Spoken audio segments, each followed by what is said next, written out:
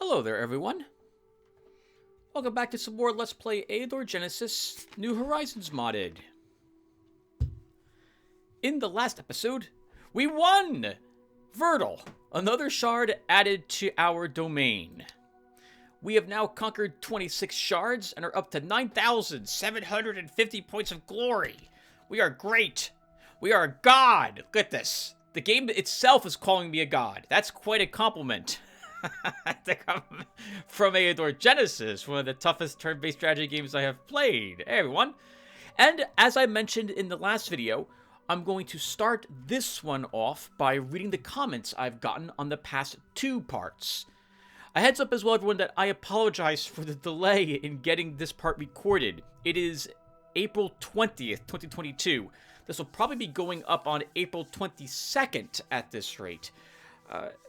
I've been really sleepy recently, around the early afternoon, 5 o'clock. Well, I guess that's mid-afternoon. But it really is difficult for me to think and record the game when I'm so tired. And I won't have a good recording session if I'm so sleepy. And that's been the case the past several days. So I'm sleepy now as well, but I got some soda. That will hopefully keep you awake as I read your comments.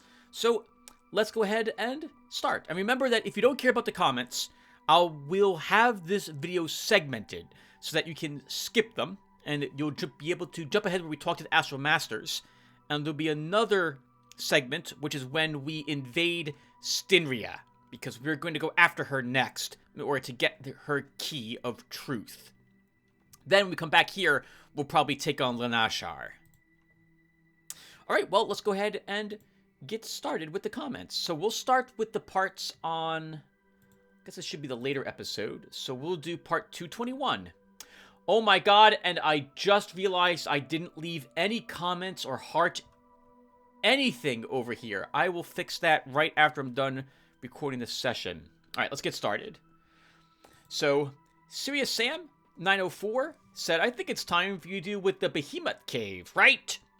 On Verdal, there was a shard that had, what was it? It had 3 behemoths in it.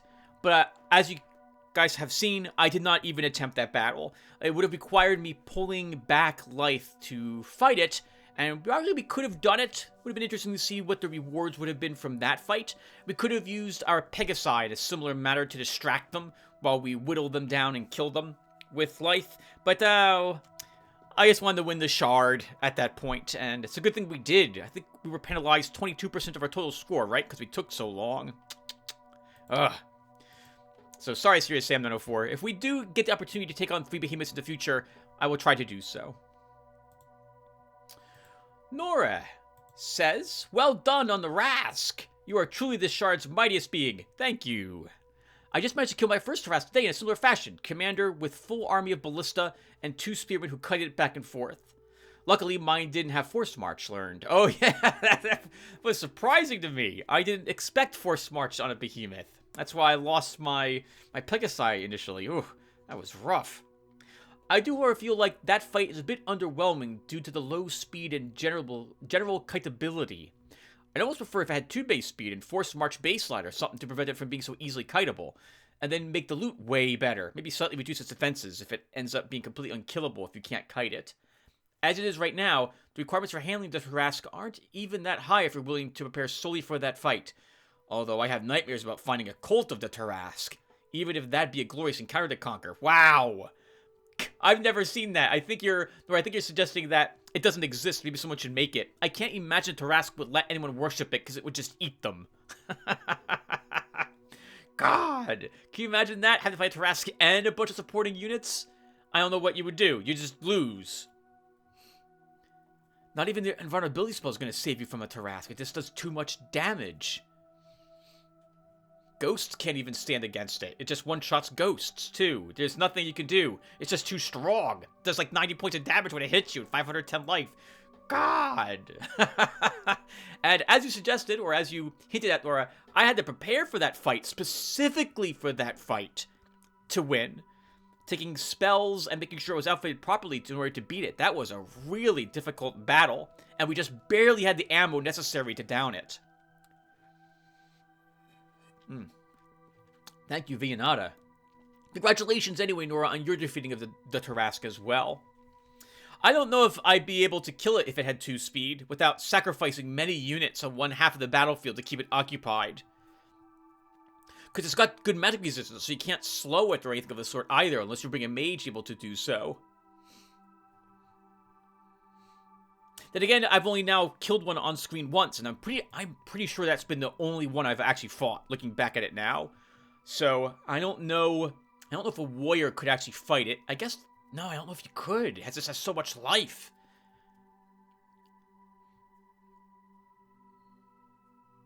Can a mage change it into a mule with a super high level thaumaturgy and other abilities to lower its resistance? Since the one we fought had a resistance of 8. That might work. Change it to a mule and then kill it with a single hit. So that might be able to let you win. Nora also says, your haul was also pretty sad. Mine at least had the courtesy to drop a red item, even if it had to be a shield, and my current shield is absolutely one of the best items. At least I still have a pair of black castles and Dracoliches left to clear before I finish up my current shard. Hopefully they won't disappoint. Hopefully they didn't, Nora. That sounds amazing, right? We had a dread castle on that shard too. God, how do you win those battles? Let me rephrase. How do you win those battles without losing an army? Without losing a hero, a sacrificial hero to weaken it so that your second hero can win? I don't know how you would do some of these battles. I mean, there must be a way. We'll probably make an attempt at one of those stronger locations later on as we become stronger and stronger as the shard goes on and more buildings get unlocked. But wow, it's going to be so tough. Anyway, thank you as well, Nora, for the comment. I'm so sorry that I didn't heart or respond to your comment. I'll do so right after I'm done recording this part. Dennis Mayak says, a good thing about having 2 of me is that I have 2 chances to survive. Puppets die, but hive mind goes on. More minds will join us on the next shard. Did you like that? I thought that was rather unique. I don't know if I'll do that every shard, but I felt a little bit better when one half of you did die, Dennis. Having a second one of you around. Dennis continues with, that battle also is a great display as why I hate to use low tier melee. The enemy has good range support. They are guaranteed to take losses before they reach the enemy lines. Yep. Dennis continues with, I agree on skipping reading events. I think most viewers already know them. Yeah, so I'll begin skipping the events as the shard begins continuing onward, as we get many of the same events every single turn. But early on in the shard's life, I will still read all the events as they occur. So probably around turn 100 is when I'll stop reading all the common events that we are familiar with. Things like corruption events and having to kill someone, the fair and the trading with bribes, what have you, and I say, we won't break our old traditions initially, but then later on I'm like, take these crooks to the dungeon. I'll stop reading those events because everyone's going to be familiar with them later on. But I do like all the reading I do early on. I'm reading about the locations that we're going into, since I don't know, I think it adds a bit of personality to the playlist, so. But yeah, I agree. Later on, it's just too much. It would add a whole extra, like, 30 to 40 minutes in a video. And at that point, we just want to see the battles. Massive armies fighting with powerful spells and weapons. Dennis continues with, I've checked the vanilla version. It seems that you can't leave notes there, but I wouldn't be surprised if I would also miss it. I doubt I ever clicked on that area. Yeah, so Dennis is pointing out that I accidentally discovered a way to mark locations with notes. That's super cool. I didn't realize that was even an option. And in vanilla, it looks like you can't do it. So I will have to try to remember that in the future. If nothing else, like without scouting, I think I can at least mark something important there to help me remember what it was that I've scouted when I show up. And then I have to retreat, for example, because there's something too strong there, like a death touched. So I'm going to try to make use of that now that I've accidentally discovered that was a thing. And this Mike left another comment saying, power of a flying horse defeats everything. That seems to be, it's the thing's hunger to eat flying horses, which allowed me to win that shard so easily, right? That let us beat those ogres early on, which led to us defeating more powerful units that we also distracted in such a fashion. Trolls, I think, right? We did that to a few trolls too. And then the Tarrasque, we just did the same tactic there. That was amazing. Dennis continues with, Tarask has poison immunity by default. Oh, good to know. But Aetherpedia doesn't do a good job displaying it. It is hidden inside one of 2 composite abilities, which should be examined separately to find out what they are made of. Since they also are not appearing in-game, I'm not sure why New Horizons developers even bothered creating them, instead of just giving units a set of simple abilities. Also, is it me? Or a fate of your citizens is getting dicey? We were invaded a lot by the Inquisition this time around. I guess if you refuse them a certain number of times, they'll start invading provinces for the rest of your life on the Shard. I thought they would attack us once per time we refused to let them torture my subjects. Not from then on, randomly. But my guards were able to repulse them later on because we had strong guards. I think that's what you mean, Dennis. And looking back at that Tarask battle, I made quite a few mistakes in the army units I brought with me. The catapult was an okay idea, because at least it was doing like 2 points of damage, which was just not enough, barely, to counter its regeneration ability. But I thought they would gain poison shot, and they didn't. So I don't know why they wouldn't get poison shot. I mean, you can dip ballista bolts into, like, vats of poison and fire them. I mean, everyone else in the army would get poison shot. Why wouldn't my ballista bolts get poison shot? And our catapult could be lobbing vats of poison, like cauldrons of poison at the enemy. But no, none of them had it. That was super awkward. I would have brought different units with me. I think more magic damage? No, they wouldn't have done any damage either. Well, at the very least, I would have brought something slightly different. The ballistas were completely useless in that fight. Froscador says, by the way, Tim, you have a lot of gold. You could explore provinces with the scout and hope to run into the traveling merchant. He sells the best gear in the game. Like, actually the best. Better than what you got fighting the Tarask. The best gear is red in color.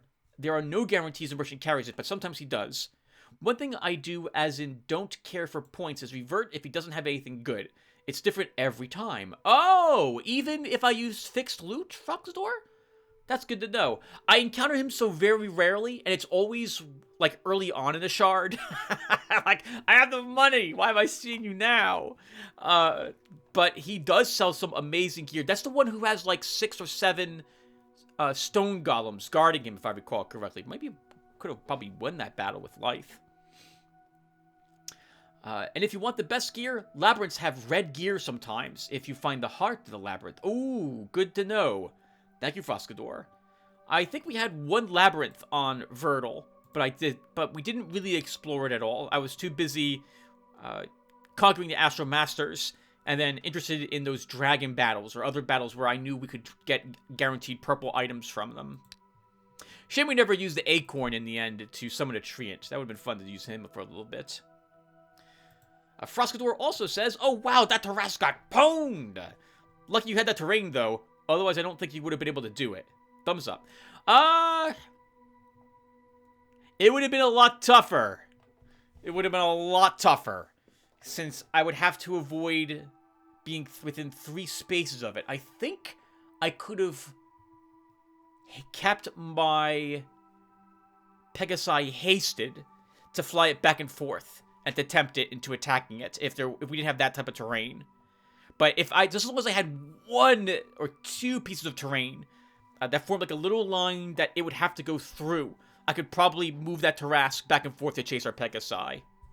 But otherwise, yeah, we did get kind of lucky in that battle with how the terrain was set up. So I'm not going to say no to that. And a good general makes use of the terrain on the battlefield to take advantage of what he needs to take advantage of, which was in that case being able to distract that Tarask. That forced march, though, that shocked me when it did it. Oh, man. I was not expecting that, that's for sure. Thank God we have Resurrection, or that would have been a revert right there. It would have been an embarrassing revert, because we won that battle, so good thing we won that. All right, so that's all the comments I got on part 221. Now let's go to part 222. Nora starts us out with another shard is down. I'm not sure this strat is for you, as it's a bit inconsistent to say the least. But if you want to have a more varied and volatile experience to begin with on the next shard, I've been having a surprising amount of success going for a tavern and getting mercenaries rather than getting the infrastructure to build my own units.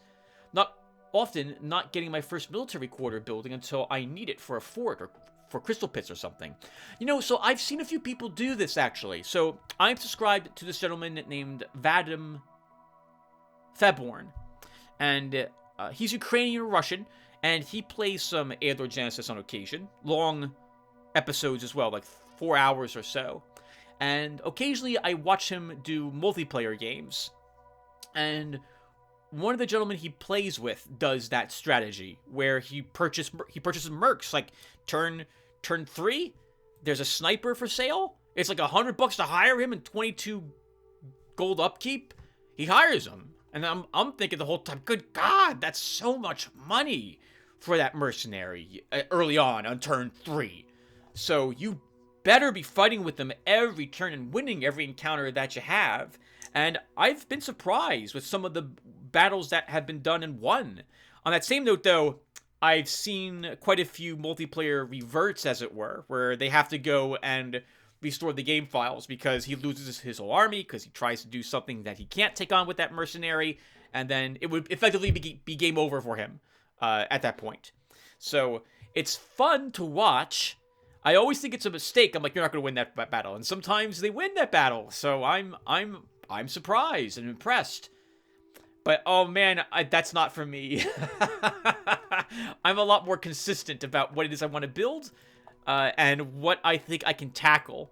I don't have a good feeling for the early game power level if I have a mercenary with me that was very expensive, because the urge to go to war with that merc, because I'm paying so much money for him, is overwhelming and would throw my instincts out of whack. I would tackle things I know I probably couldn't win and lose. So, but yeah, that's an interesting strategy, and I've seen it work, but I haven't seen it work flawlessly.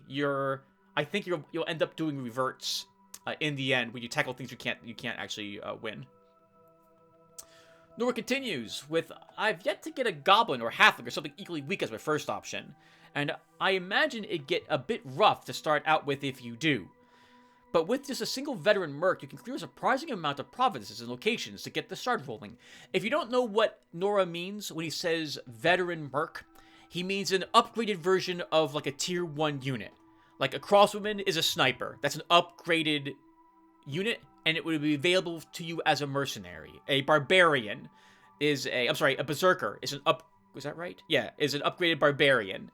The Grand Healer is an upgraded healer, for example, and they occasionally pop in if you've built an inn as a merc. I almost never hire mercs unless I see a fairy. Often I will hire a fairy because they're cheap enough. I feel like I can get away with hiring them, but and very useful if there's a fairy tree around. But otherwise, I almost never hire mercenaries. But they can be very powerful, and I should be trying to make use of them more often than I currently am. Let's think here. What else is next? Nora continues with, on my last shard, I managed to clear out the Lord of Darkness and 3 Skeletons of Doom on, I think, around 27 with a scout and 4 mercs. Witch Doctor, Ironclad, Sentinel, and a Goblin. And the only useful item the scout had found was a hand crossbow for armor pierce. Wow. Well done, Nora. I would walk into that battle probably with a bunch of shocks and just try shocking things to death as it approached me. I guess the Ironclad can take a hit, and the Sentinel's first strike counters the Skeletons of Doom first strike. Witch Doctor has decent ranged magic attacks if it comes down to it too. So I guess with shocks, Ironclad, and Sentinel, you could probably do that battle. I'd be so nervous about losing units though. How was the terrain? Was the terrain decent in that battle? I hope it was for you. And hand crossbows. I would not be comfortable taking on that army with well, then again, if I had that many mercs, again, I guess I would be willing to give it a try. I'd also be willing to use as many reverts as possible, so I have a good feeling for what those mercenaries could tackle. Points wouldn't be a concern. Glory wouldn't be a concern. Nora continues with, granted, it'll tank your economy quite badly. Veteran units are expensive as is, and when they start demanding double payment, your finances will start to hurt. Realizing that they demand double salaries for all metals was caused whoever kept track of the kingdom's finances to get an aneurysm as well. I didn't realize they charged twice as much salaries for metals. Wow. Oh, that's awful. Does that include gems or just gold? Because when I hired a fairy as a merc, I think it was 2 shards ago, I think the gold was doubled for the fairy's payments, but not the gem upkeep cost. Oh, actually, Dora, you do say right here. Luckily, it only affects gold at least. Okay, good. I don't think it's necessarily stronger, and definitely not more consistent than any other start, even if it lets you plan out your tier 1 units a bit better to support your chosen allies. But it does have a big benefit in making the early game a bit more varied if it ever starts feeling stable. I agree 100% with that statement, Nora. It would definitely make you consider what you can handle a bit differently, both because you feel the pressure of needing to use that merc unit every single turn, and because you're trying something completely different, which means that you might be able to tackle stronger things. It all depends in your placement and use of that unit in the... because it's a very powerful unit. Really matters in those fights too, then. Lost Fremen says, Blam! Take that, Fianetta. Pow! You too, Dario. Watcha! Whoosh! Get out of here, Ohm. And shut up already. You've been talking all shard nonstop. And you, Beleth. Splat! Get out of our sight, you snake. You did it, Tim. Another one bites the dust. And just as another master shows up, time to even the scales a little and take one of them out. Very long and fun shard we had there on Verdal. Can't wait to see what's next. Oh, thank you, Lost Fremen. Speaking of, prediction time. Oh, nice. You have a crystal ball in your comment. Obviously, if you're going for one of those 2 Astral Masters, then it's only you and them on the shard. If it's Stenriya, then I predict our allies will be Ratmen. And if it's Laneshar, then our allies will be Dwarves. But you might pick a normal shard, in which case I need to see how many enemies we will have based on the size before I make a call. However, our allies on a normal shard will be Centaurs. Regardless of shard, your first hero will be a warrior, and you will turn him into a chieftain. There you have it. These choices will be made not because I said they will, but because they will be the best course of action. Well, it's Stenriya for us next. So we're going to see how we handle her. I have yet to figure out how I want to attack the shard, because I'm willing to risk a good amount of our stored energy to do it. I think I'm going to spend half of it when we attack her shard. That's quite an investment to win. And if we don't, that's quite a loss to take. But I think we're going to make the attempt. Okay, we'll talk more about that when I plan for it. And Lost Fremen continues with, why is that? When we attack one of these forts or castles, why is it that when we attack one of these forts or castles, the courtyard is always filled with tiny barrels, tiny planks, and boxes? Little braziers? That's the videos, Tim. Have a wonderful day. They're probably camping out there watching our army on the battlements, and then we level those battlements, and they were working on trying to repair them when we show up to kick their butts. You know, I don't think I've ever really noticed the graphics inside the destroyed, like beyond the destroyed walls. I'm never really defending, and all I care about is where that wall is, since every unit on the other side of it has increased range, and it's 2 movement to climb her up into it. I'll have to pay attention to that next time, Lost Friend. Electric Pike leaves a comment and says, really appreciate your longer videos. I am moving and hearing you strategize is relaxing as I pack things away. Oh, thank you, Electric Pike. I'm glad my videos are a good, decent podcast, or at least that last one was. I do the same thing when I am in the mood to play something and yet not record that something. I was playing Pool of Radiance most of the weekend, just playing it for fun and nostalgia. God, what an awful game. I love it. But I had on something in the background. I think I had another person playing Pool of Radiance on the background, so I could watch them struggle as much in the game as I was struggling in the game. God, I forgot what a miserable experience it is rolling 20-sided dice with THACO and 2nd edition AD&D ancient SSI computer games. Man, less than a 50% chance to hit half the time early on in the game. Thought about recording it, but I don't know if anyone would want to watch me play Pool of Radiance. Electric Pike continues with, I'm looking forward to your next video and congratulations on the victory of the shard. Oh, thank you, Electric Pike, very much. And he ends with also, would you be able to talk about if there are any changes in the code we players have to make to prevent AI from hyperleveling? Or was this programmed in the previous update patch? So the version of the game I am playing, let's see if I think it shows me up here, is 21.0630_F01.A. And in this version of the game, Jazz, who I believe is the holder of the code and the main, if not sole, modder for New Horizons, mentioned that he found where the glitch was located and would have it addressed. And we have not encountered it since. I do have the AI turn depth set to 1 in my configuration files. From what I had seen when I was watching various Russian or Eastern European people play this game, on this version, earlier on during last year, I still saw the bug. So I was fully expecting to encounter the hyperleveling glitch when we started playing the game again, but it never showed up. And it still has not shown up. So, if nothing else, this version of the patch, with the AI turn depth set to 1, which is the medium setting, seems like it's fixed the issue for me so far. I think it was Alexander, I haven't seen him leave a comment in a while, mentioned that he did encounter the bug with this version. I think some AI showed up on his domain boundaries around turn 35 with a level 20 hero or something to that effect. It's not a level 30 hero, and it's really hard to get a level 20 hero by turn 30. I would say the AI probably cheated to do it, but at least it wasn't level 30, and he was able to win, although it took him quite a few reverts and or restoring game files. So I think it's possible it could happen, but so far we have not seen it on any of the shards we've done, and we've done I think 5 shards since we started playing the game again. So once again, grab this version of the game. Make sure your AI term depth is set to 1 in your game files, and hopefully you also will not encounter the bug. A heads up that if you're using an older version of the game, you cannot just run the new version if you are in a shard.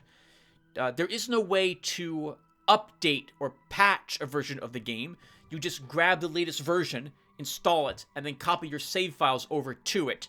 But if you're copying your save files over to the new version and you were on a shard, there's no guarantee things will work. The game might crash, it might glitch out, your save file might become corrupted. You have to make sure that you put your save files into the new version from the Astral, like what we're looking at here, not from inside a game shard. So just a heads up about that. And that is all the comments I got on the past 2 parts as of April 20th, 2022. So now I will cut this part, and we'll be back to talk with the Masters. Give me a few seconds. Alright, guys. So let's go ahead and talk with everyone again. We have a new Astral Master we can talk to all of them about before we invade Stenriya. I'm going to feel kind of bad about attacking her, if only because she's indifferent to us. She doesn't care about us one way or the other. It's not like Lanashar, who hates us, or is disgusted by our existence, or Beleth, who absolutely hates us. She's kind of neutral, but we're still going to take her out. She has a key, and we want that next key. But first, let's talk with people. We'll start with Oinor. Glad to meet you, Lotaeri. What can I do for you? I have a question for you, Oinor. I'd be happy to answer your questions. What would you like to know? What do you know about Old Dagon? He is one of the few surviving ancients, a very repugnant person.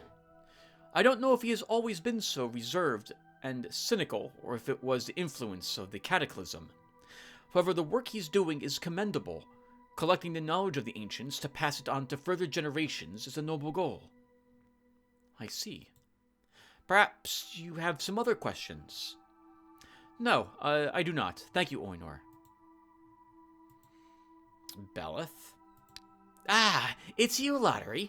What a lucky meeting. Well, what can I do for you? I have a question for you, Beleth. What would you like to know? What do you know about Oldagon? That ancient is quite dangerous. I don't know what kind of mechanism he's assembling, but I'm adamant it's a weapon. I don't buy his legend about being a collector of ancient knowledge. I should mention that the area of his research is very specific, and his assistants, well, he often complains of attempts by lesser races to lay hands on the heritage of his people, but he never mentions this to the Screet. They, in fact, hold many secrets of the machines of the ancients. I suspect that the Ratmen are in league with him, but I have no proof of that. Being immortal, Oldagon is quite strong, so I prefer not to clash with him. I see. I actually think I trust Beleth on this. We have one ancient part, so I suspect Oldagon might have other ancient parts. Have you learned everything you wanted to? Yes. I've learned enough.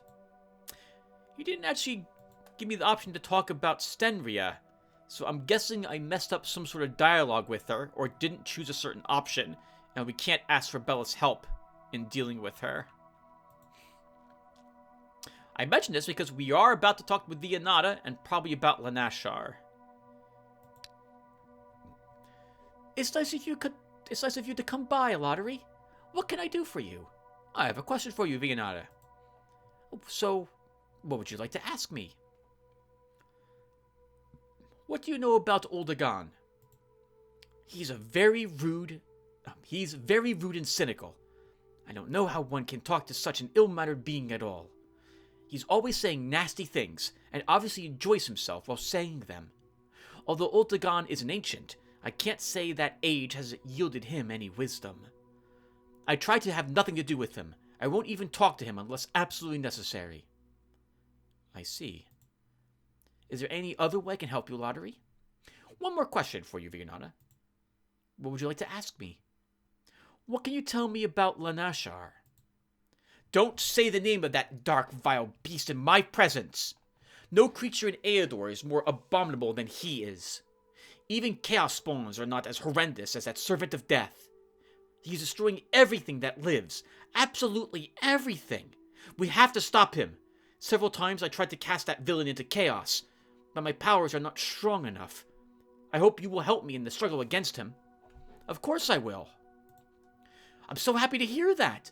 Lanashar is getting stronger with every mortal that dies, so it would be best not to delay your attack. Destroying his dead world and cast the villain into chaos. If you are daring enough to try, I will help you as much as I can. Alright, I'm relying on you, Vianata. Is there any other way I can help you, Lotaeri? No thank you. That's all I want to know. Nice!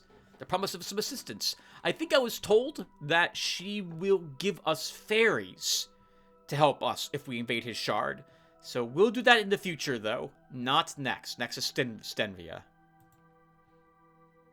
Oh, and Ohm is back to being indifferent with us. Okay.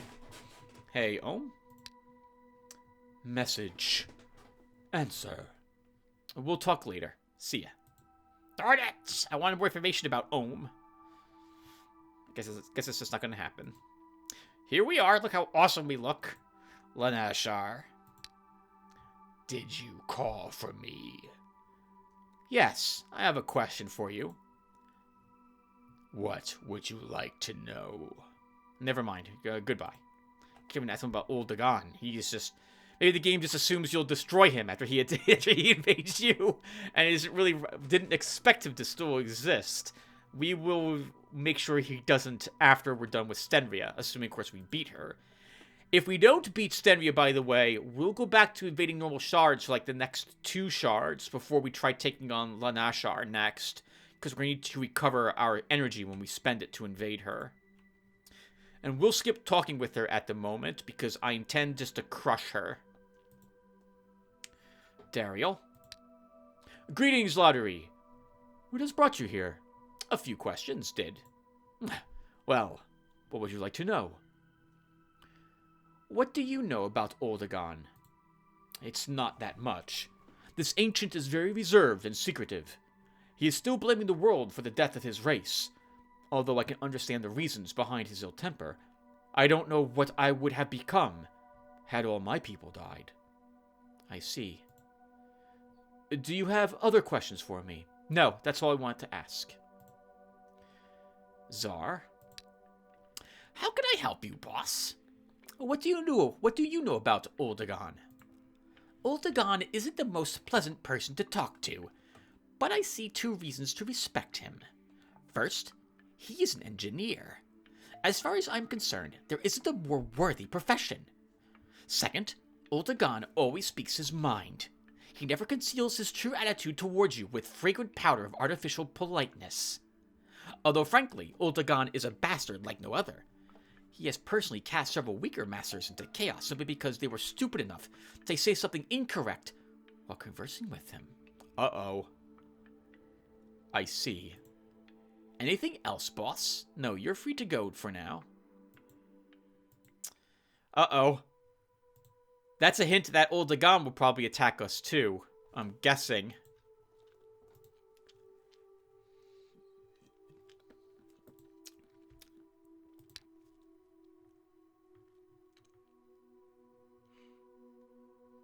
Okay, that was an accidental click. Alright, so I need to plan how we're going to attack Stenriya now. So, in so much that, what am I bringing with me? And I also need to adjust the costs of the items, right? To reduce their cost by 1/3 before we go there. Because I am totally bringing probably 2 items with me when we do show up to attack her. So, I'm going to cut the recording here again in order to do some planning. And when I come back, I'll have lowered the cost of the items I'm bringing with me.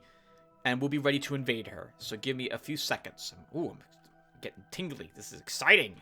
This is the second time I'll be invading an Astral Master. A few seconds. Alright, everyone. I've gone ahead and lowered the Astral Energy cost for the items I intend to bring with me when we invade Stenriya. And it's time to go ahead and do exactly that. Stenriya, I'm so sorry that this key brought me to you, because you really can't afford to give up that key, but we really can't afford to let you keep it. Ah, it's you, Lotaeri. What have you come for?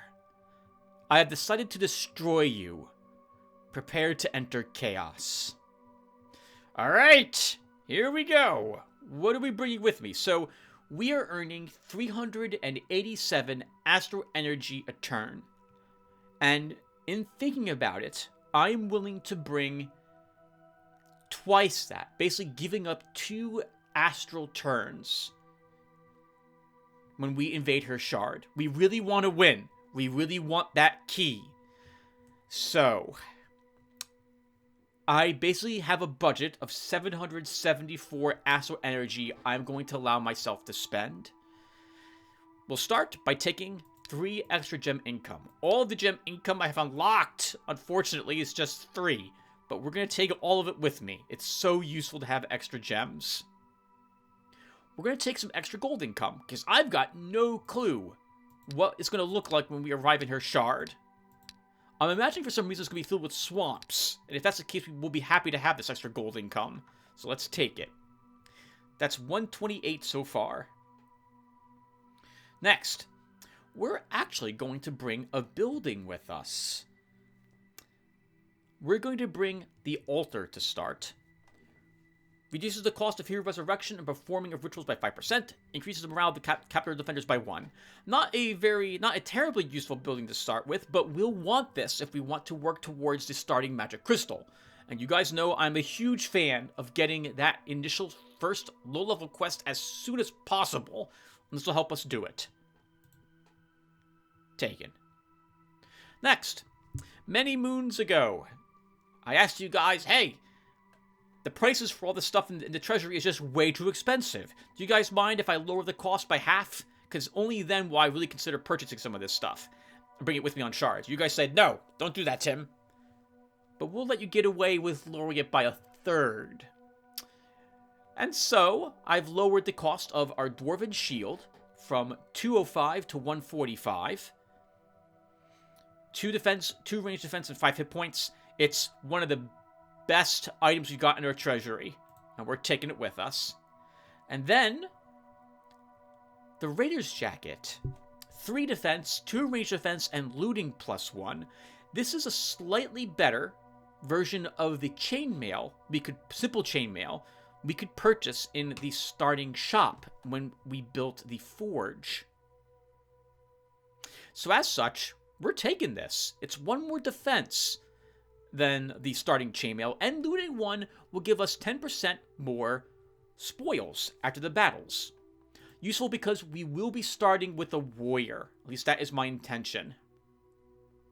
And you know what? Looking at this now, maybe we actually take the forge after all, because that will give us access to the starting weapons. Because we might get super lucky and our warrior might start with a good weapon. Something that's not the stupid starting spear. The short spear. Please don't be the short spear game. But the game's going to give me a short spear and this stupid ranged defense shield. I just know it's going to give me garbage. Alright.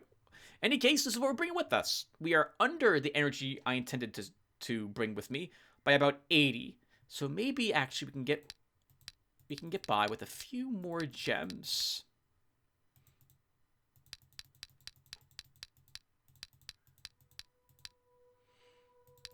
Let's bring an extra 25 gems with me as well. That's quite a huge amount of energy. 745 to do this. And we better be successful. If we're not, though, that's a rough recovery for us. Spending effectively slightly over 1/3 our astral energy for the attempt to take this key. But I feel like if we don't take it now, then... I'm sorry, let me rephrase that. The earlier we get the key, the earlier we can begin making progress towards getting the other keys. Because we are, I feel, 1/3 of the way towards the progress for the end of the game at this moment. So we're running out of time. So we better be able to get this. So here we go. Let's go ahead and attack.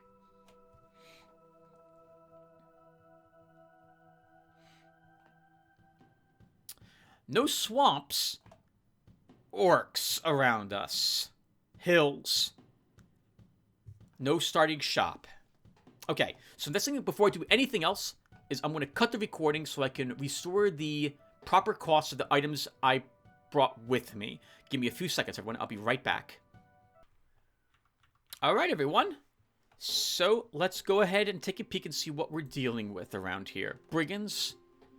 Brigands. Free settlement. Barbarians. Orcs. Orcs. Don't like seeing orcs right next to us. Lots of locations all around us as well, and in our domain. 15 in our domain. 11 gold, 5 gem in our domain, 1 gem in the Gloomy Pinewood, no gems, 1 gem in Sharp Ridge, 2 gems in Echo Canyon, no gems in the Orc Lands. So that's 5, 6, 7, 8, 9 gems per turn. Not enough to run. Well, with the 3 gem income we brought with us, it is enough we could run a second hero that would be a mage if I so desire. She's playing on the Lord difficulty level, which is our skilled difficulty level. 1 level below, I think, Overlord. So she's playing it a little easier than we are, which makes sense. It is her shard after all. I don't see a shop in the pictures for these lands around us, so we can't be tempted to take a second hero quite yet. Brigands, demons, orcs, adventurers, goblins. There's a thieves guild here. We're going to want to eliminate that as fast as possible. And more orcs. Okay, there's a few low-level locations in our starting province. Okay, well, I brought gear with me for a starting warrior, and I think we will do exactly that to start. So let's hire him. And this will... oh, actually, before we do that, what else is around us? No iron is immediately visible. We see some hidden marble here. Rather, some marble we will have to fight for. And some wood we'll have to fight for here. The wood is probably a battle we can win. The marble probably is not early on. I'm interested in taking these provinces to start. We have a lair here. What is... oh, the lair is probably because of the Thieves Guild, which I think counts as such. Oh, actually no, it's harpy nests. We have harpies here.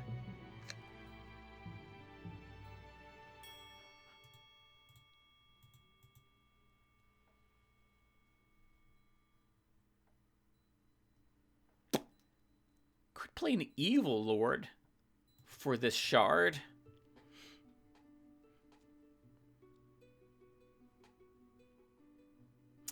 Let's think about that later. All right, so the first thing we should do, now that I've looked around, is hire a hero. There is no locations we can go to, though, to get a starting quest. I generally don't like hiring a hero first turn if I can't send them someplace to fight. And we're several turns away from that. 2 turns.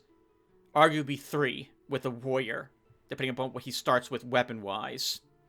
I think we'll probably build the Spearman School. With all the hills, that gives us +1 range on the spears to start with, and I like that. If we can actually secure the wood, we'll take Bowmen. I guess we're grabbing probably the Brotherhood of Light. If I want to go evil, it would be Thieves, Shaman, and Barbarians that I take with me, though. Well, let's hire the hero next and see what weapon he starts with. Jargo, please get a good weapon. Oh, well, it could be worse. It's a short sword, but this means I don't feel obligated to purchase the forge to start. Okay. He's starting with the wooden shield, which is a +1 range defense weapon. Shield. We don't need that. We give you the light armor, and we give you the shield. What did you start with, Jargo, for your initial ability? Weapon Master. +1 attack, +1 counter attack. You start with the Thief. You start with the Thief, who has +1 morale. Why? I wouldn't have expected him to gain extra morale. I would think he would have negative morale to start. Maybe we're not as blessed as we thought we were. Thanks to those babies that we used at the end of the last episode, huh? Alright, anyway. I still think we go for Spearman, but maybe we'll take Spearman... Thieves? Shaman? Maybe Barbarians. Okay, well, if I still think I want Spearman to start, so let's build the workshop next, which will get us toward it. Actually, it's probably going to be Spearman, Militiamen. Maybe Thieves? It feels so weird not to take Shaman or the Brotherhood of Light, given that these, I think they heal you a bit better. Oh, you don't! I thought Shaman had the natural ability to heal you faster.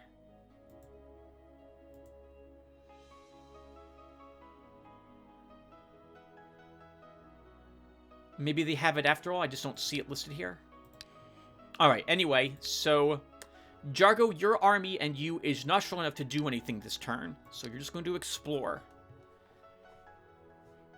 And let's end the turn. While exploring the province of Ritual, the hero Jargo has found a hidden chest filled with coins. Your reward is 50 gold. Nice, continue exploring. Nice, free 50 bucks. Free 50 bucks. Let's build that Spearman School next. We hire 2 more Spearmen. And Jargo attacks. Alright, so I don't want to take out the brigands to start, because I want a quest to kill them. So we're going to go and fight one of these provinces next instead. And I think we'll start with the free settlement. Oh, we are also located in the lower right-hand corner. Oh my god, this is a really small shard. This is the edge, right here. So Stenriya is probably here. Oh my god. We're going to bump into her really quickly. I didn't expect that. I thought this would be like a large shard. She hasn't been very victorious in taking provinces, I suppose, since her shard is so small. Well, then again, it's not the size of the shard, it's what you do with the shard that matters. Alright, let's go ahead and end the turn. The hero Drago has entered the province of Sharp Ridge. A band of local militia is advancing in his direction. 5 enemies, militiamen, slinger, spearmen. I'm guessing 2 militiamen, 2 slingers, and a spearman. Let's beat him up.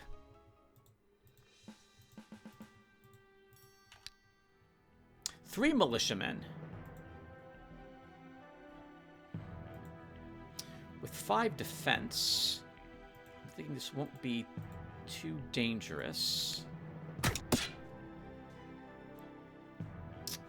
For Jargo.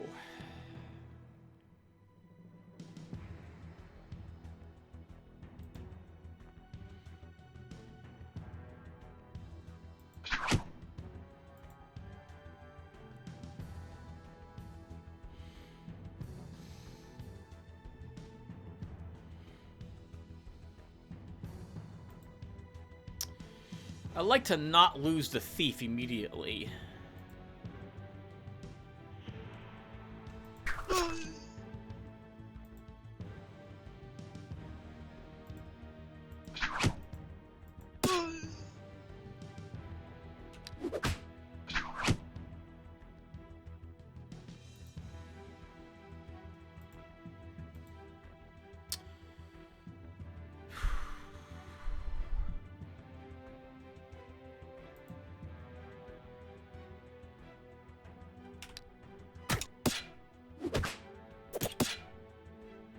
I did what I did because I'm worried about his stamina a little bit, which is I probably shouldn't have done that. Let's see. Let's run you guys up. Move you up. Good. Make sure he dies. Drago, I'm not even going to attack with you. Good. That lets you recover a little bit of hit points.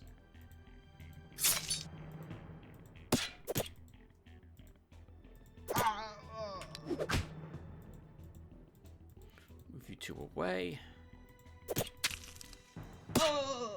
Woo! Ran out of stamina, but we won. And it is that garbage short spear I was talking about. 14 bucks for the victory. Shall we get a hit point? Stamina medal. Do I begin giving people medals right now? I think we can afford this. Sure. A shop. Archery store. Iron. Halflings. 2 halflings. This is a small shard, everyone. We're not likely to find anything better than halflings. So I think we grab them as allies right now while they're here. Get the ally quest. In the meantime, we'll build the tavern at home, which gives us the crystal of power. If we're super lucky, this will give us brigands. Okay, and that's all I'm doing. Do I have anything? I did leave something in our garrison, right? Yes, I did. Okay. Oh, speaking of garrison, here's an early ironclad for 210 bucks, and he'd be 36 gold per turn to maintain him. If he is still around, like 5 turns from now, maybe we'll consider taking him.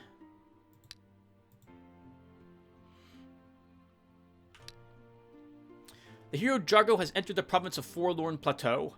Well-groomed fields and tidy vegetable gardens indicate that halflings live here. Soon, a group of militant locals blocks your party's path. 8 enemies, halfling, herbalist, bard, halfling rogue, border guard. Jargo says he'll lose, I agree. Even if we could win, remember that halflings will have an event occur a few turns after you conquer them, which they try to overthrow you. And without any guards to help hold this province, it's really a waste to try to defeat them. Let's negotiate. The leader of the halfling warriors speaks. Well, well, well, if it ain't an uninvited guest. Do you come for war or peace? For peace. Well, if you came for peace, be off now. We had a little talk with ye, but I won't invite ye for dinner. A beanpole like yourself will scare away the whole village. Good riddance then, my good man. Offer you an alliance. Was such a thing ever heard of before? Them beanpoles offering us an alliance. Looks like you're in big trouble then if you came to ask us for help. To tell you the truth, though, we ain't been living in no clover neither lately. What happened? These days, thieves are thick on the ground here. They grab all they can lay their hands on, I tell ye. But that's only half the trouble. The worst thing's them brigands setting upon our traders, cutting people up like a piece of cake. If you chill their hot blood down a bit, then we form an alliance with you and have a lavish feast, too. Just go through the lands around here to drive them brigands out. As soon as you kill 12 men, you can come back here. Kill 12 brigands? No problem. Alright. Jargo's army is hurt, so we need to replace units. Let's bring him back home. At home, we can build the Crystal of Power.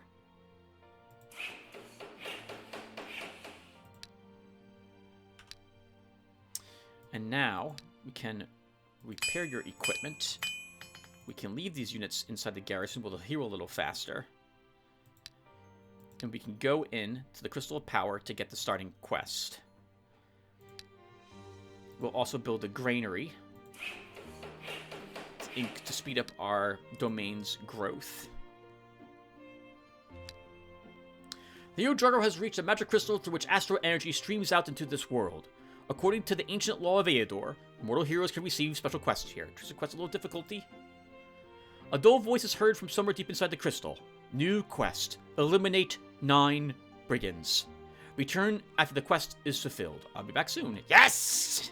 This is what we wanted. Jargo can hire a new spearman, take back the thief, and we can go here. At home, we'll build the pottery, +4 income. We can build granaries now in provinces, and we'll do exactly that.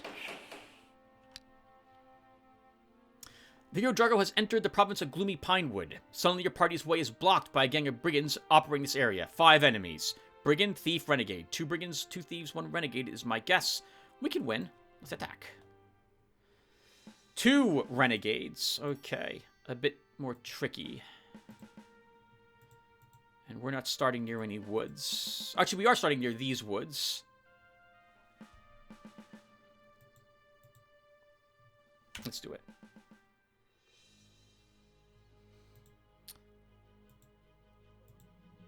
I would like to have ran my units into the woods to start.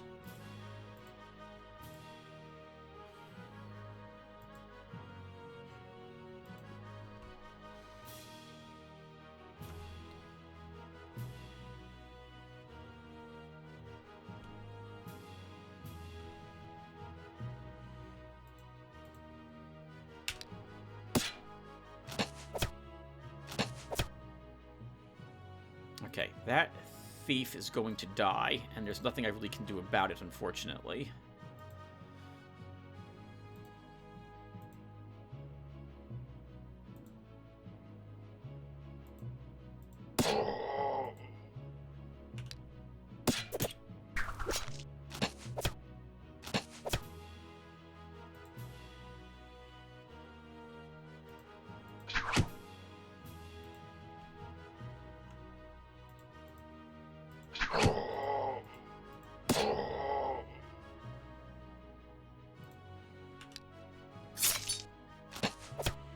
No, don't kill him. Okay. Our hero's tired and needs to rest. He's got daggers, so we have to run him away. Yes, we did it, though. Killed them without losing a unit. Oh, we get some feathered arrows for that. And Jargo has leveled up. +1 health. You know, we could use blacksmithing. Could also use Constitution. +2 attack and weapon master is also nice. These are all nice. I like all of these. Let's grab Weapon Master 2. +2 attack, +1 counter attack. Our thief can get a hit point. The spearman can get some morale. This one can get a hit point. A ranged defense medal. Sure. This has some C's in it. Okay. What's in this province? Wolves. Wolves guard the Red Oakwood. That's an easy battle. We can't do it currently because our army's too hurt, but we can do that fight. We need to leave these 2 units at home to rest again. This is a bit awkward because we have to keep doubling back, but I feel like we need to. We could actually just do this battle and lose the units, I suppose, but I don't really want to do that. So let's double back home. At home, I want to build this next, so we need the show booth. We'll build the granary. And that was 4 brigands defeated already. He repairs his equipment. We leave you at home. We take you with us. We leave you at home. We don't need the peasant. We hire another spearman. And we go to this place next. Prince's Lands. Free settlement.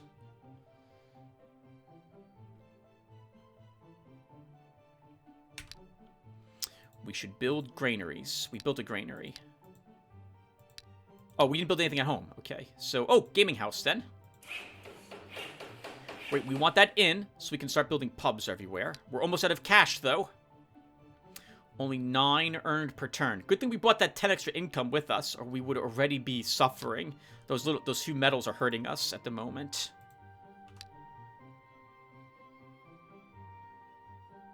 I don't know what you think I can build. I can't build guards. We built something already. At home, didn't we? We did. I can't build anything in any provinces game. I can't build granaries there, nor here. The hero Jargos entered the province of Forest of the Fallen. Suddenly your party's way is blocked by a gang of thieves operating in this area. 5 more enemies, Brigand, Thief, and Renegade. We can, as before, attack. And hopefully win. 1 more Brigand, 1 less Renegade.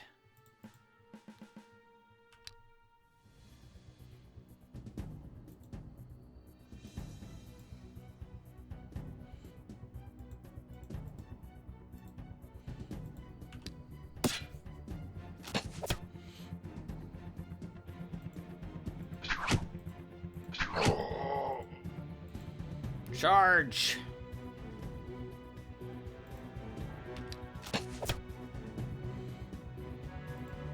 Yeah, stop shooting my units, please.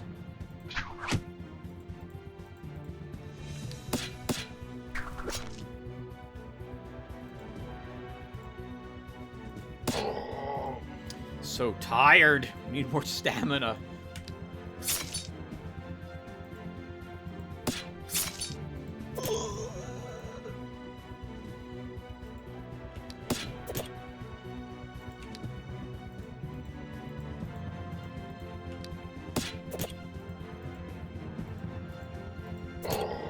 Good job, guys. +1 magic. And we could wrap up Weapon Master, but I really think we need more Constitution. So let's grab this for 2 hit points and 1 stamina on Jargo. Hit point. Resistance. Hit point. Morale. Centaur lands. Prince's lands still. Okay. I like seeing Centaur lands here. That might be a good defense against Stenriya. This is probably the same. This is probably a tier 2 province for Ring 2 province for her as well. She's up. No, Ring 3 provinces. These 2. All right, let's bring you back here, Jargo. We've almost defeated all the brigands we needed for the quest. We should probably look to get some tier 1 spells next. Earning 13 gold per turn. We can put a granary here.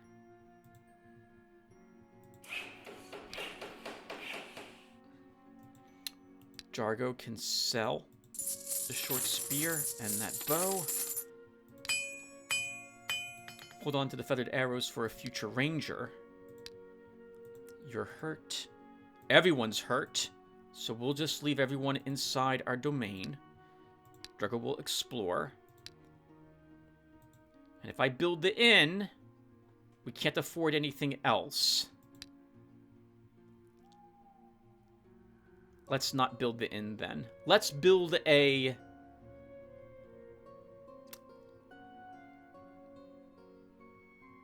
Let's build one of these. So if I'm going to hold off building the Brotherhood of Light in hopes I can get the Herbalist's healers from the Halflings...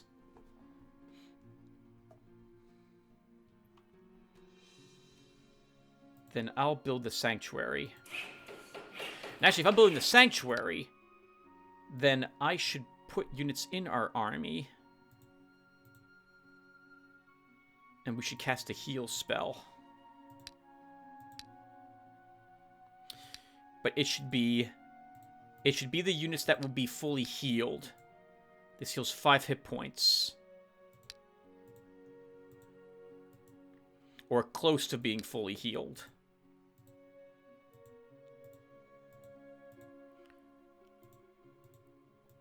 I guess then we won't be going thieves if we're taking halflings, because halflings are good aligned. So they're not going to get along with the thieves very much. And we'll think about it. Alright, so let's go ahead and use Chalice of Life. And we're back up to full life. We can now go ahead and start bringing other spells with us. Cure Wounds, Bless, Shock, Shock. And we should fight these brigands in the Brigand Horde, because that will give us enough brigands to complete this quest. We take money, and assuming it's a decent amount, we can then hire another hero. And it being turn 10, that would be amazing.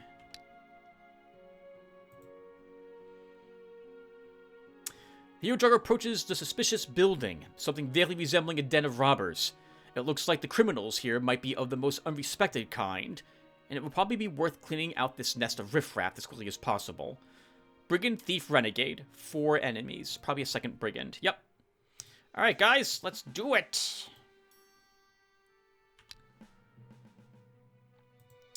So I'm going to start with a Shock. And just kill that guy.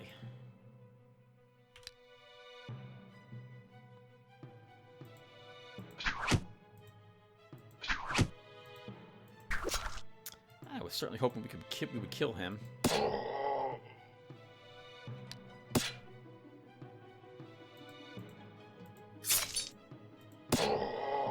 We kill him anyway.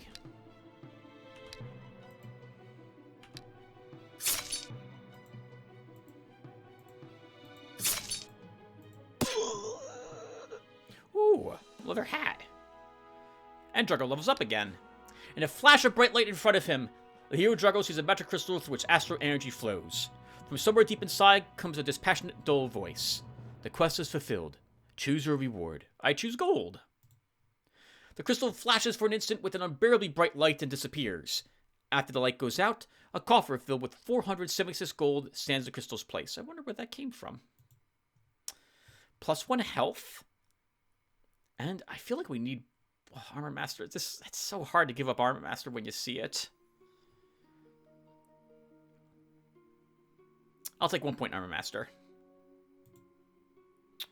Our Thief can get a point of defense. Range attack for the Spearman. 87 bucks and 4 gems for the battle. Drago almost leveled up again. And we have 605 gold. That is enough for another hero. So, there is an archery store here, and we have feathered arrows. There's hills all over the place, so I think we hire a ranger as our next hero. So a scout. Not a ranger, sorry, a scout. Lythe. Welcome back, Lythe. You started with just common arrows. We'll hold on to those, because these are slightly better, arguably. 1 less ammo, 1 more damage. We'll give you the leather jacket.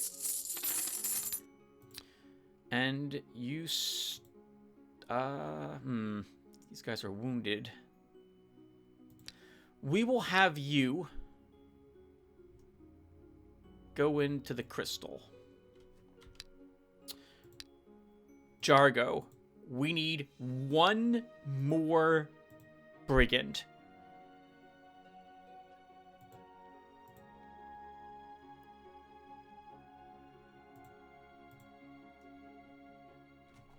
We will find brigands in that Thieves Guild, but I don't know how strong that Thieves Guild will be. I feel like we have to do it, though, or at least take a peek at it. So let's do that and try to eliminate that Thieves Guild. For our buildings... Oh, actually, first, Lythe will get some spells before I forget. You'll note, by the way, everyone, I never take dashes with me. 5 gems, 2 stamina. It's kind of expensive for a tier 1 spell. A unit loses 4 morale and then gains an extra turn. Only works on mortal humans is what it says. It could be really useful, but I always feel like I'd rather have my hero do anything else but cast dash. This is a mistake because dash could be used with very powerful, like tier 4 units, and they get a second turn. In the case of, like, a Paragon, or a Paladin, or a Knight, or a Champion, that would be an incredible action to take with them, but I never really consider it for my low-level army uses. So maybe you could convince me why it's such an amazing spell and I should try it. But at the moment, I'm not going to. Since you're going in, we should leave, to the Crystal Lythe, we should leave these armies, these units here to heal. If we're lucky, it'll be more brigands or something easy. And we could build the inn. How much money am I earning per turn? 7. No. We'll hold on to our money till we have over 100 left.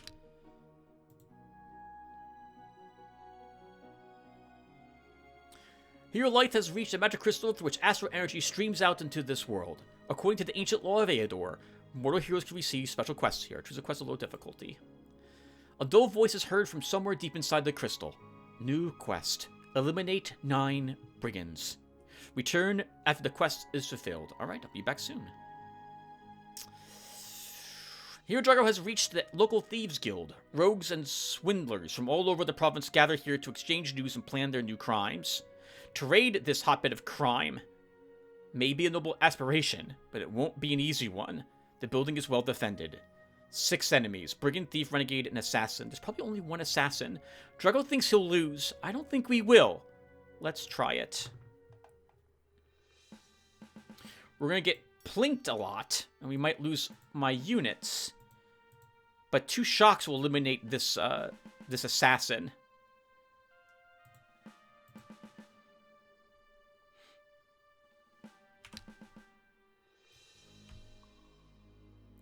They're leveled up a bit. Alright. So we can just stay in the swamp. Oh, we won't kill him with 2 shocks at that rate.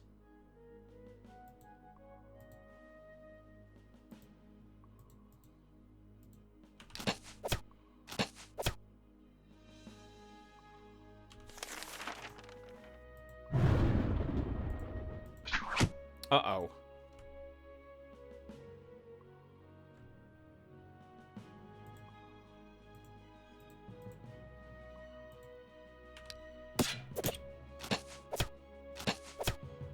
Uh-oh.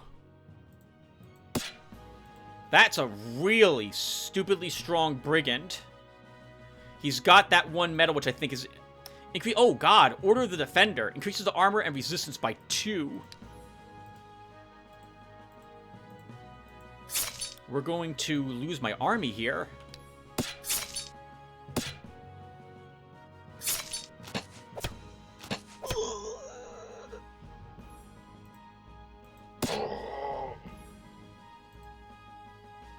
Yeah, we're going to lose my whole army here. But I think we kind of have to.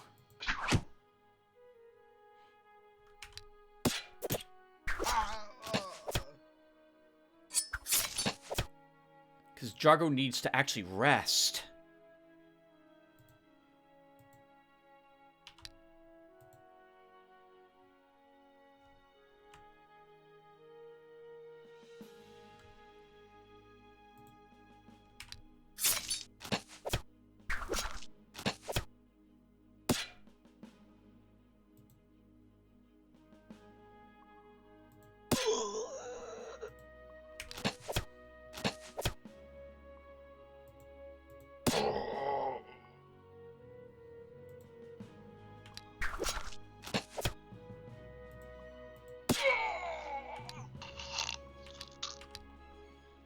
Okay, we did it.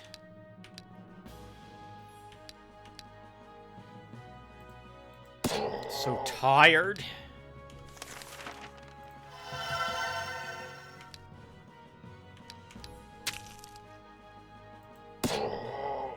But we did it. We lost that thief we had, and we lost our stamina-meddled spearmen. But we managed to win. The Eador has killed enough brigands that the rest of them are too scared to attack traitors anytime soon. We can return to the halflings to form an alliance. Excellent. +1 command. Very nice. And I think we will grab Armor Master 2. Our spearmen can grab +1 stamina and another hit point. Light boots. 3 hit points, 1 stamina. 257 gold from that battle and 15 gems. No deal with thieves. Burn the den. You defeat the guards and burst into the den of thieves. Your units manage to capture several thief leaders before the rest slip away through a secret passage. The caught criminals propose a deal. You will let the guild remain under their control, and they will pay you a regular tax. They offer you 200 gold as a token of their goodwill. No deal with thieves. Burn the den. A tree bearing gold coins has grown in the province of Forest of the Fallen overnight. Legend has it that this tree is sacred. It is strictly forbidden to pick its fruit. Guard it and take only the fruits that fall. The fruits of the golden tree increase income for the province of the Forest of the Fallen by 2 gold per day. Why so little? Okay. Not bad, Jargo. Not bad. We should immediately go and turn in that quest before we lose the halflings. We need more units for you, Jargo. Oh god, this poor spearman's almost dead. So let's do that. Can we build... I can't build either of these.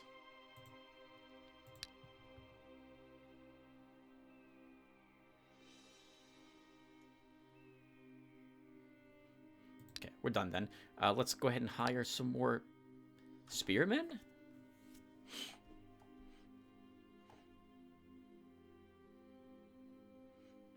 I'm going to bring Jargo right back here to put halflings in his army. I don't think we need anything else with him. We'll just march over here to complete that quest. Lythe, as for you, I guess we'll give you that spearman we just hired. And you also have to kill brigands, but you are not strong enough to defeat any of these. So we'll have you just explore ritual.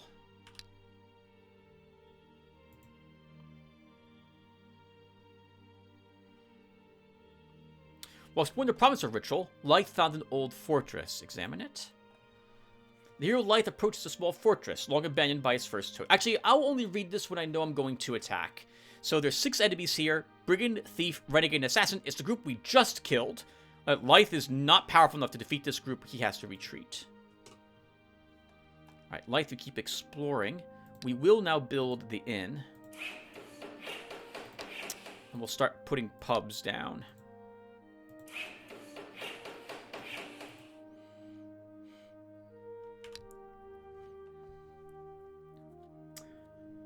The hero Jargo has entered the province of Forlorn Plateau. Okay, we still know about all the gardens. Let's negotiate. The leader of the halfling warrior speaks. Well, hello, hero. You cope with them brigands real good. So here's our respect and honor. We could have a feast to celebrate this, so don't you turn us down and sit at our table. I seem to remember us negotiating an alliance. Yeah, the alliance. So that's one more feast to make. We hardly got enough ale for this one. What shall we do then? Well, that's your problem. So long, ally. +1 more health. Master 3. I'm going to grab a point in blacksmithing. Blacksmithing slows down the degradation of the hero's equipment and increases the gold income as well. You know, I didn't even check what passives we are earning. What's in the province of Ritual? Lythe found some ancient ruins. Let's examine it. 2 Medusa. We can't defeat them. We have deadly swamps down here and another free settlement over there. We're going to just march right down here and get these halflings as allies as well. In the meantime, we'll put a granary in that halfling village. And you know what? Actually, it should be Lythe that grabs it.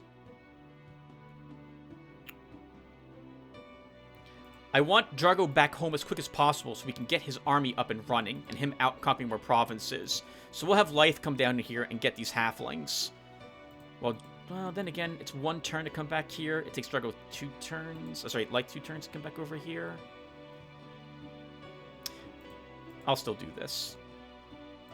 What'd you gain as a passive, Jargo? Authority. Okay, so that's why our thief had +1 morale, because evil units get +5 morale. Otherwise, he would have been at -4 morale. Okay.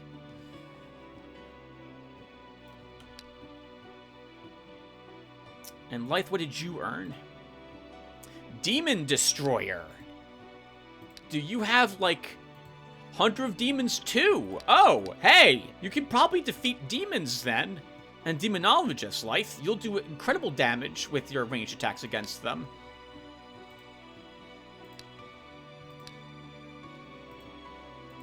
Okay. Let's end the turn. Oh, actually, no. Let's go ahead and build the Halfling's Quarter.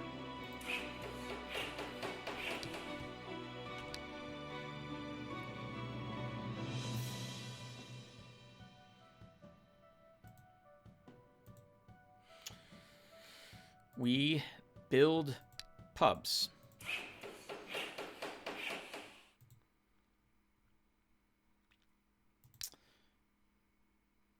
I really want the Sphere of Winds, but I'm going to need to hire units. Let's wait a turn or two.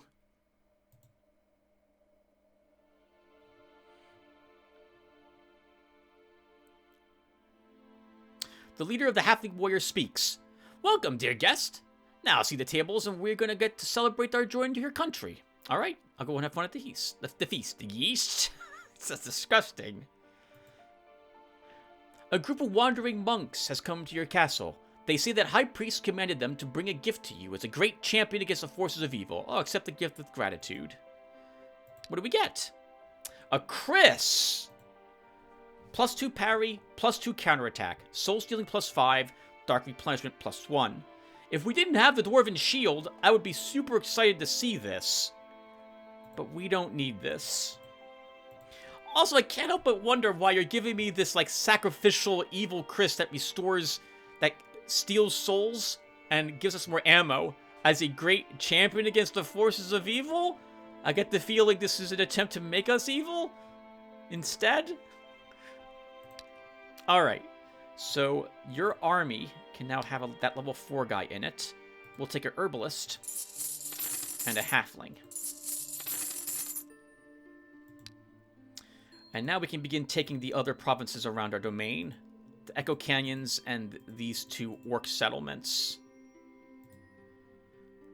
What's in this location? Dark Elves guarding the mithril deposit. Oh, I thought it was iron. And adventurers. And over here? Demons. Okay. That's a tier 2 province, so that'll be too tough for Lythe. Okay. Well, now Lythe comes back home. Maybe can Lythe defeat barbarians? Not with his army. Need something much stronger than that.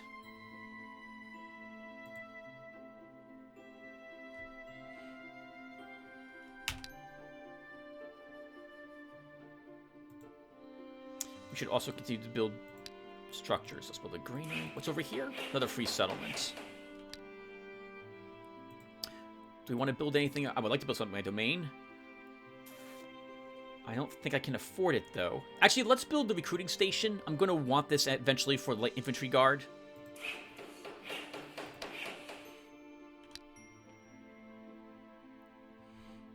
This is one of the first times I've actually been able to get the halflings as allies before I built the Brotherhood of the Light, so I'm glad to have done this. Theo Drago has entered the province of Echo Canyon. The barbarians who claim these lands to be theirs by right are setting an armed party to intercept. 4 enemies, barbarian and shaman. We can win this battle.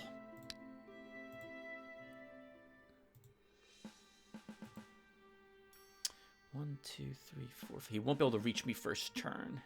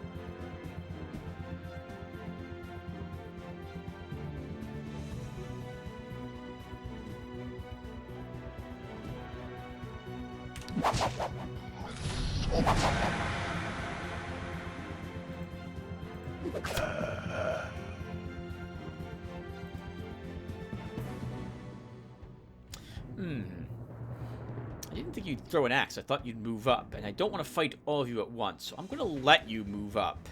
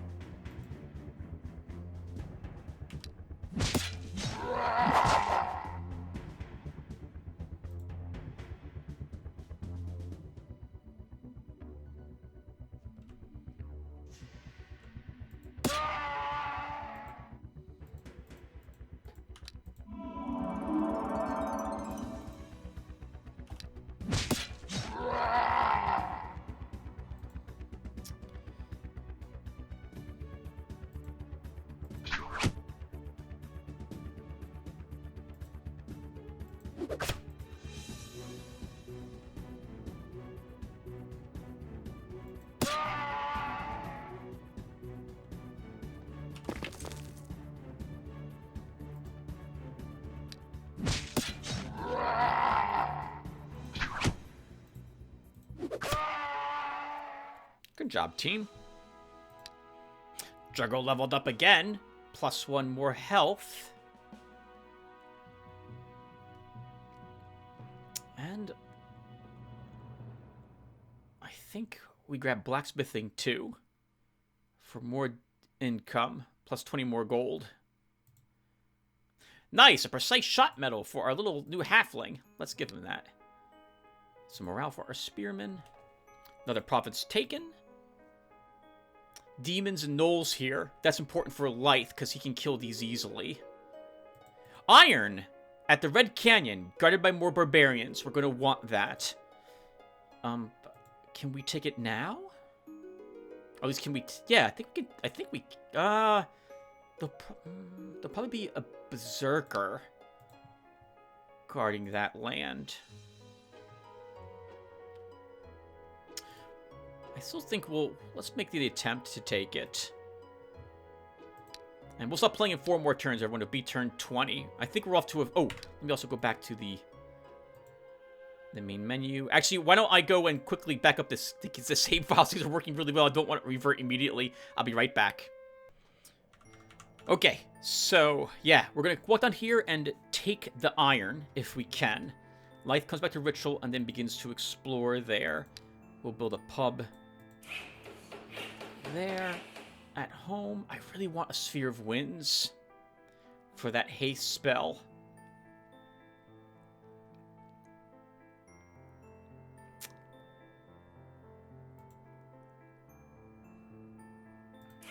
Let's do it.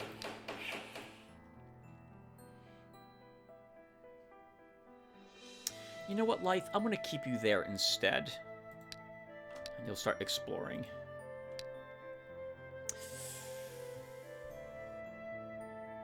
The Eador Genesis has entered the province of Red Canyon. The barbarians who claim these lands to be theirs by right are setting an armed party to intercept 7 enemies. I was hoping for 6, not 7. There might be a second barbarian here. I mean, we won the last battle fairly easily. We are fighting in the hills still. You know what? I'll try it. I'll do it. The Eador Genesis enters the province of Red Canyon. These barbarians who claim to be these lands theirs by right are sending 7 enemies to intercept.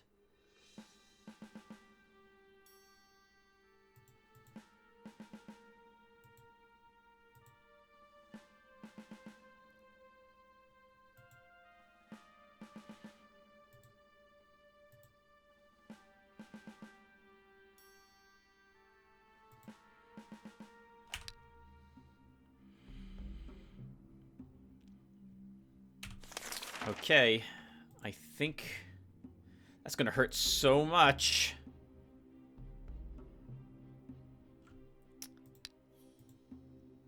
Do I start with the Bless?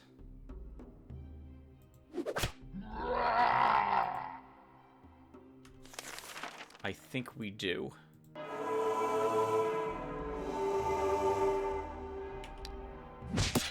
Yeah, we don't take any significant damage with Bless in effect.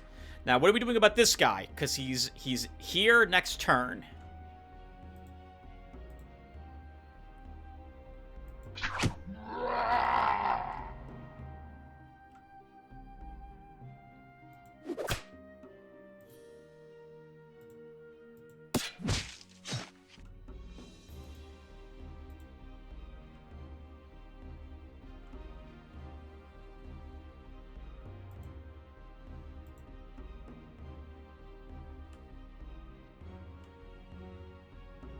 I guess we're losing this spearman now, or I'm losing this slinger.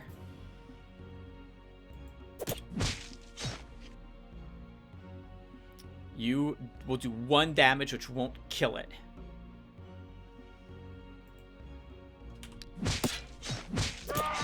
Oh! That was an interesting way to do that.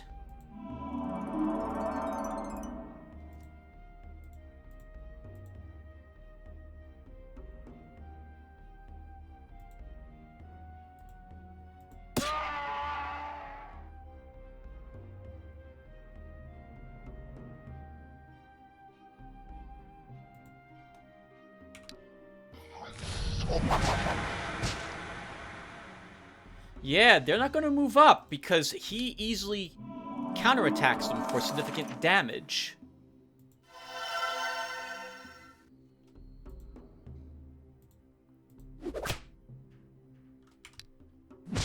But he's going to be tired.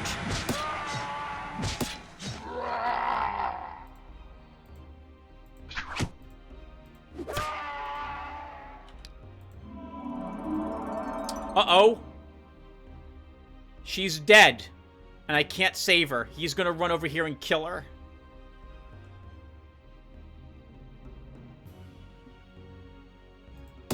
I can't save her.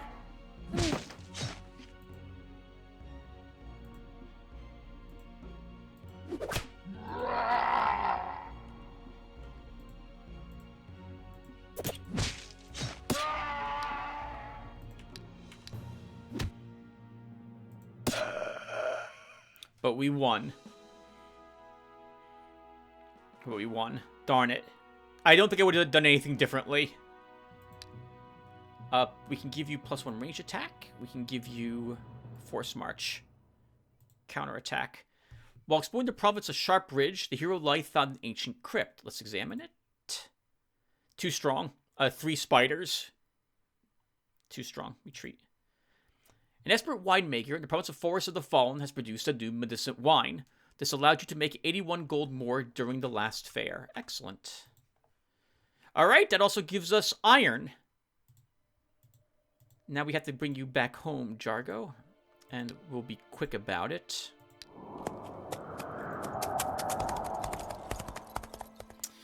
Lythe, once you're level 1, we probably can actually do some of these battles. Actually, let's send you into the archery store. You might be able to afford like a cheap bow if there's something like a nomad bow there. And we'll build a pub.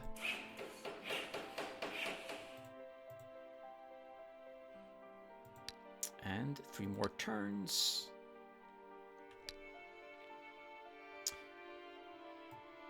Save it for later. The hero Lythe has reached a small shop trading in ranged weapons and ammunition. It looks like the owner is afraid of robbers, so he keeps a significant company of guards around. This is a nomad guard here. I was just talking about nomad bow. Maybe we can get nomad bow from here. Enter the shop. Seeing the hero, the owner makes an inviting gesture. Welcome. I have everything an experienced hunter or professional archer may need. The most accurate bows and the most powerful crossbows. The sharpest arrows and the lowest prices. I'd like to make a special order. I can make the Griffin's arrows for you, but I need Griffin feathers to work with. If you can obtain some, I'll get to work immediately. It's quite difficult to buy such feathers now, so the easiest way to obtain them is to hunt for wild griffins. However, feathers from battle griffins will do as well. Only the strongest feathers from their wings will suffice, so each griffin will give you only so much of the required material. I think 3 griffins will provide enough. Alright, let's go hunting for griffins. Would you like to look at the goods? Yes, most likely. Hunting bow, that we can afford. Some other good weapons here.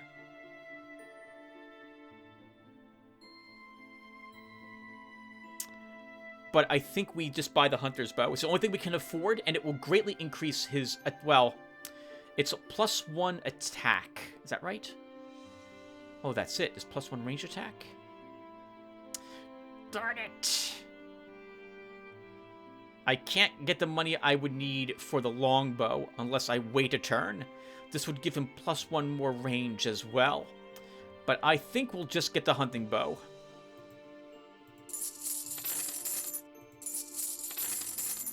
The bandit's bow, actually, would be the best thing for us to get. 654 gold for it, though.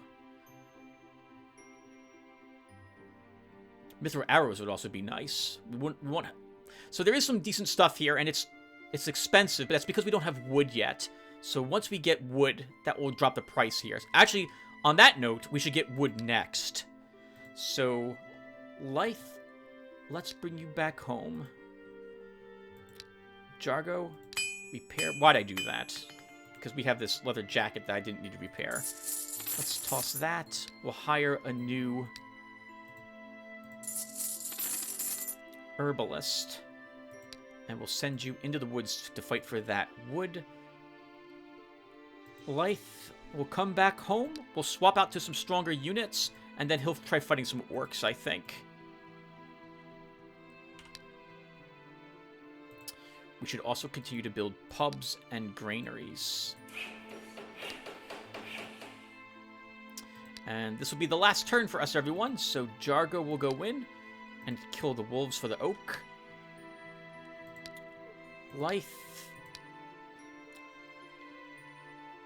Let's see. We'll leave that... We'll get rid of this militiaman. We'll take this spearman.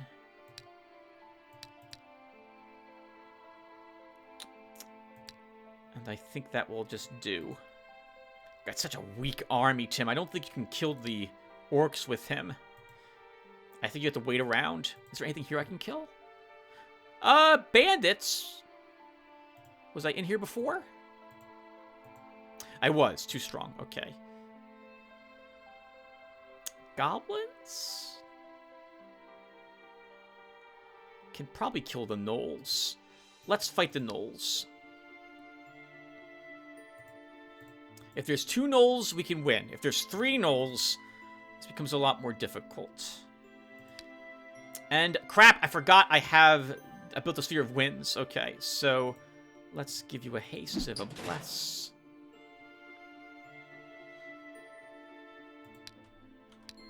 Jargo wanted a haste on himself instead of maybe a second shock, but it's too late now. How injured are you guys?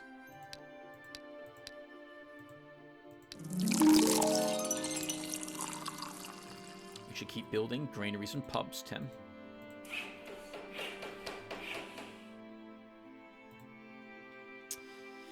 Here, Lythe approaches a small fortress, long abandoned by its first hosts. Although all that remains is mostly in ruins, it might be worth searching the place. There is one problem, however. Its new owners won't allow that. Their belongings will make some excellent spoils of war, though. 2 pack warriors. Let's attack. And we want to be as far away from them as possible. Let's do something like this. Which is not as far away from them as possible.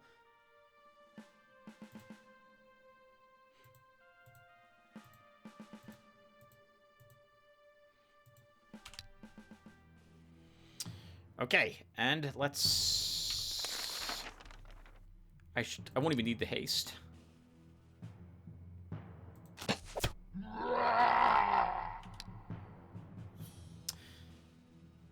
Okay, how do I... Do you have agility? You do not have agility, Mr. Wolf. You do 4 damage only. This should kill him, although you'll be counterattacked. It did not kill him.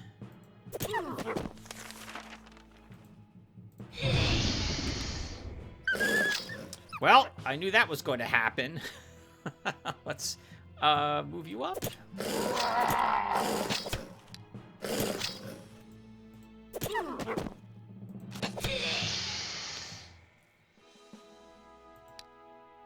+1 health, and... Oh, you started with looting, Lythe. I never even checked to see what ability you started with.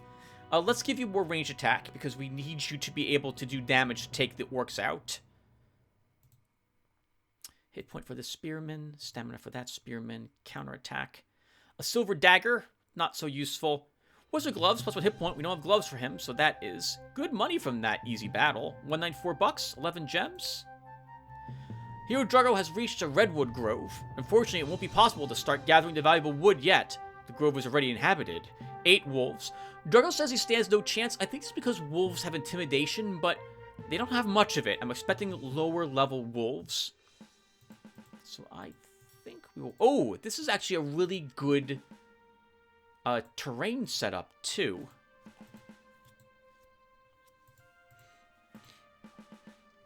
Let's do this.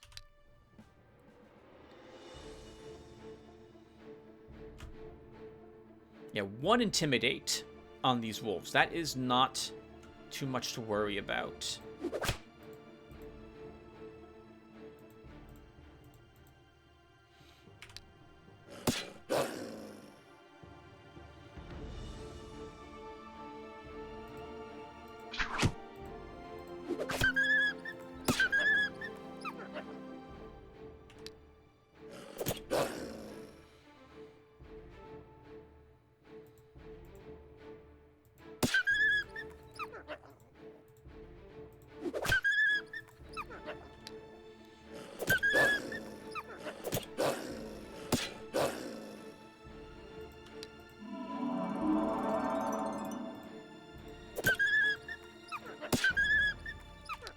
Yeah, see? Piece of cake. Nothing to worry about.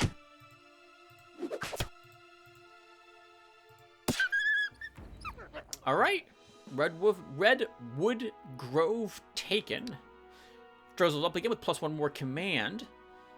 And I guess we could take +1 stunning blow. Or Armor Master 3. I mean, I like all of these. I even do like athletics. I have a better appreciation for Force March on my heroes. But without a lot of extra stamina, Jargo's going to still, I don't feel like can get away with using Force March so easily. I really think we need more Armor Master, so let's grab that. Armor Master 3. Hit point for our little halfling. And that will do it for us, everyone, so let's do a quick summary. It is now turn 20. Nice. We have a decent income, actually. Look at that. 103 gold per turn and 15 gems per turn. We have 562 gold and 178 gems. On turn 20, this is great. We've stabilized our income. We have a good nest egg to work with. We've taken almost all of our Ring 1 provinces, and we've taken 3 Ring 2 provinces already. We've also secured iron and wood. Jargo's level 7, and Lythe is level 1. So we're not looking too shabby, if I say so, and I do say so.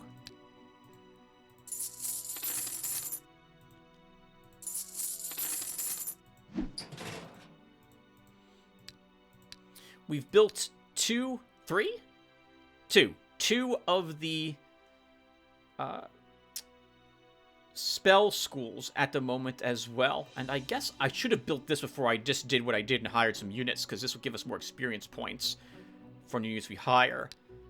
I think what we do with Lythe is now that we've secured wood, we bring him back here and we go after that bow we saw. I think that's the bandit's bow, wasn't it? In which case, that's part of the bandit's set. So we can pawn this radio jacket off to Lythe later. And Jargo picked up another command, so he's got to come back to fill this unit slot. Which gives me an excuse to fill his spells, his tier 2s, give him a haste instead of a shock as well, which will help some of his speed issues at the moment. But it's looking pretty good. No good gear so far for us. We're about to fix that, assuming Lythe can afford that better bow. Well, next episode, we'll take out the orcs. We'll try to secure more of the Tier 2 provinces around us. And we might even push out towards Stenriya at this rate. I feel like we might have a chance to take her out really early. If we had a better melee weapon, that would be even better. But so far, things are looking really, really good. I have a good feeling for this shard so far. I am glad to have spent what we spent trying to take it. I think it was really handy. Start with that Dwarven Shield and that Raider's Jacket. Yeah. This is looking pretty good. Watch her show up next turn with a level 30 hero. Alright, everyone. So thank you guys for watching, and I will see you all in the next one. Take care, everyone. Oh, actually, yeah, take care, everyone.